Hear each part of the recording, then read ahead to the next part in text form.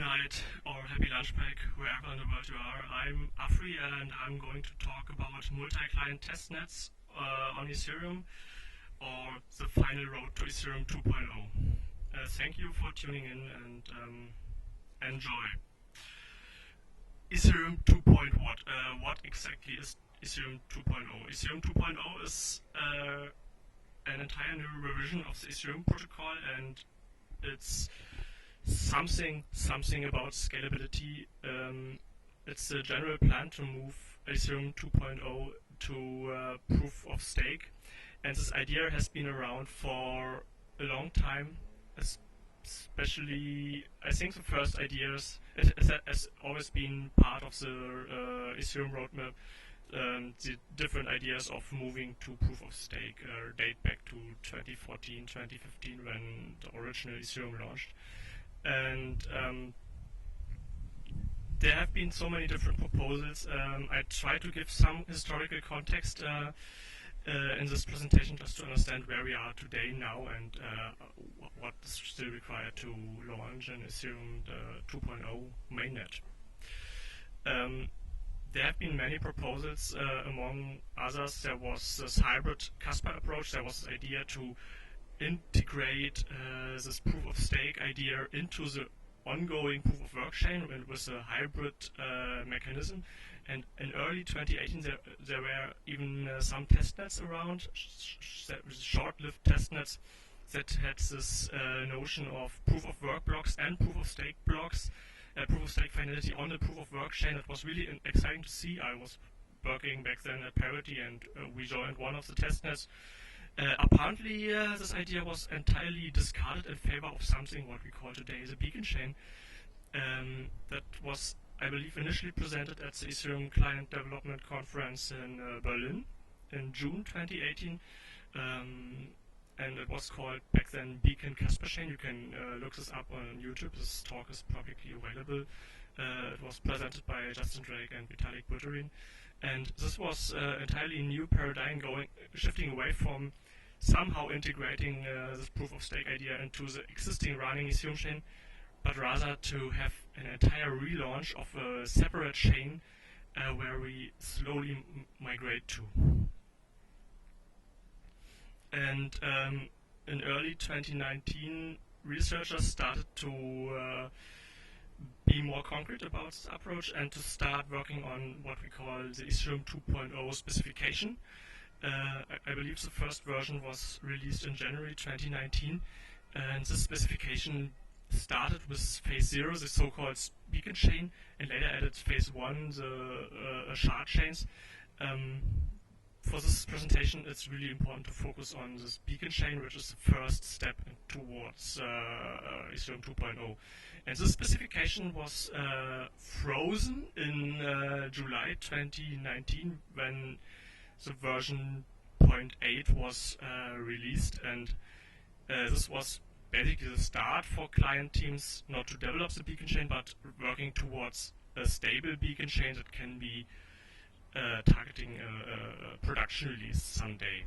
So this was July 2019, this was 13 months ago, and a lot of things happened. In September there was this so-called Interoperability Lock-In, where 7 client teams physically met in Canada to figure out networking and make these clients they've been working on for a couple of months or even years to make them talk to each other. At this meeting, it's a physical gathering in Canada, there were 7 client teams. It was Artemis, Harmony, Lighthouse, Lodestar, Nimbus, Prysm, and Trinity, and I believe the Casper team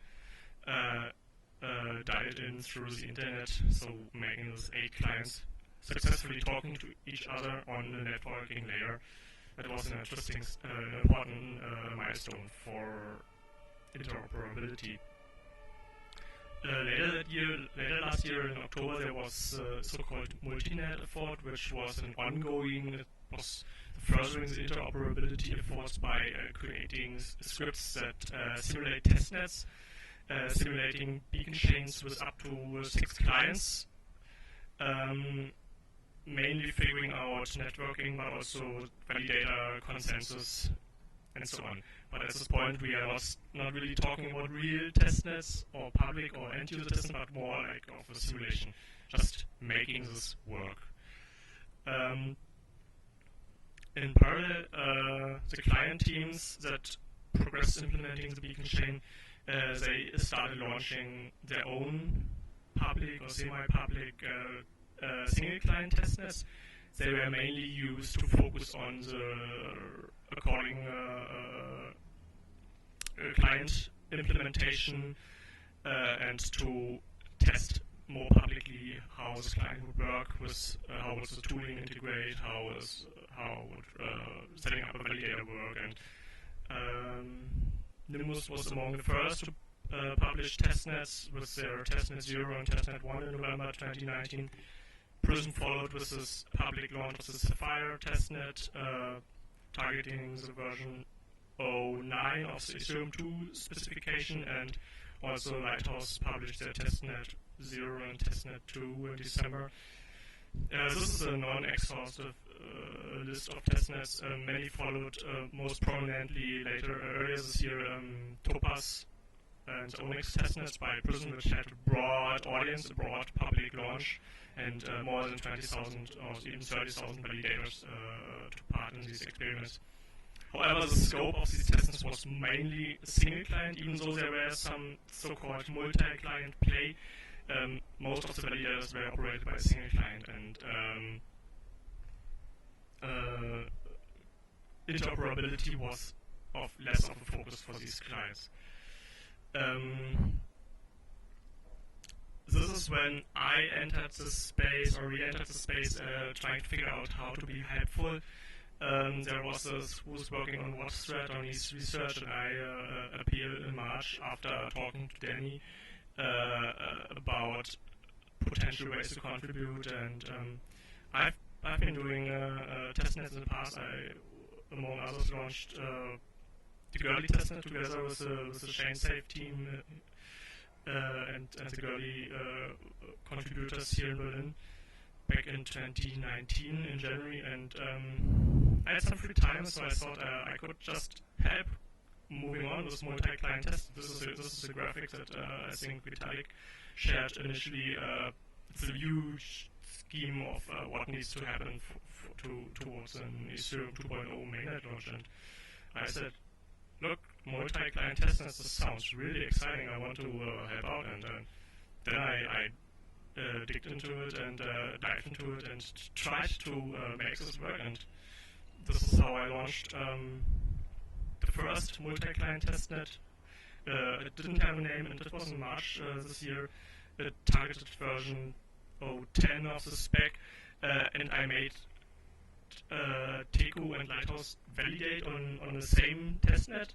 This was kind of exciting, but admittedly also low-hanging fruit, because Teku was building their client against the Lighthouse implementation, and they always try to make it work with the Testnet 5 of Lighthouse.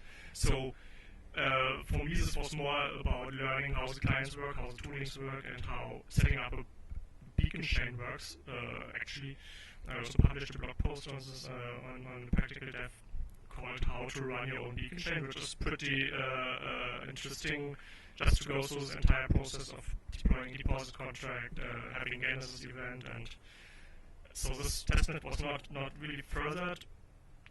Then I investigated the potential of the next version of the Ethereum 2.0 spec, which was 0.11, which was implemented in Prysm for a while, and also Lighthouse made finally a release, and so I decided, with Lighthouse and Prysm being the most popular and most stable clients, to try to bootstrap a semi-public developer testnet.